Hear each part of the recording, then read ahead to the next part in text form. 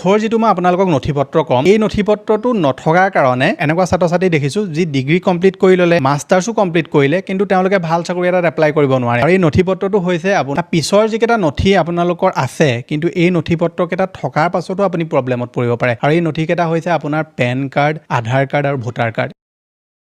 Digital Assam 2.0 চেনেলটোৰ এটা নতুন ভিডিঅ'লৈ আপোনালোক সকলোকে পুনৰবাৰ স্বাগতম জনাইছোঁ। আছাম ডাইৰেক্ট ৰিক্ৰুইটমেণ্ট অৰ্থাৎ ADRE পৰীক্ষাৰ কাৰণে যদি আপোনালোকে আবেদন কৰিম বুলি ভাবি আছে আৰু এতিয়া যদি আপোনালোকে প্ৰিপেৰেশ্যন কৰি আছে, তেনেহ'লে আজিৰ এই ভিডিঅ'টো আপোনালোক সকলোৰে কাৰণে বহুত বেছি ইম্পৰ্টেণ্ট হ'ব। আপোনালোক সকলোৱে জানে যে বৰ্তমান সময়ত আপোনালোকে চৰকাৰী চাকৰিয়ে হওক বা প্ৰাইভেট চাকৰিয়ে হওক, এই সময়ত আবেদন কৰিবৰ কাৰণে আপোনালোকক কিছুমান নথিপত্ৰৰ প্ৰয়োজন হয়। আৰু এই নথিপত্ৰসমূহ নথকাৰ কাৰণে বহুতো ছাত্ৰ-ছাত্ৰী কি হয়গে, সময়ত তেওঁলোকে আবেদন কৰিবও নোৱাৰে। আৰু কিছুমান ছাত্ৰ-ছাত্ৰী এনেকুৱাও থাকে যে তেওঁলোকে আবেদন কৰে, পৰীক্ষাও দিয়ে, পাছো কৰে, কিন্তু তেওঁলোকৰ যেতিয়া ডকুমেণ্টছ ভেৰিফিকেশ্যন হয়, তাত গৈ মেলি তেওঁলোকৰ নথিপত্ৰ নথকাৰ কাৰণে বহুতখিনি তেওঁলোকে দৌৰা মেলা কৰিবলগীয়া হয় আৰু কিছুমানেতো চাকৰিও লাভ নকৰেগে।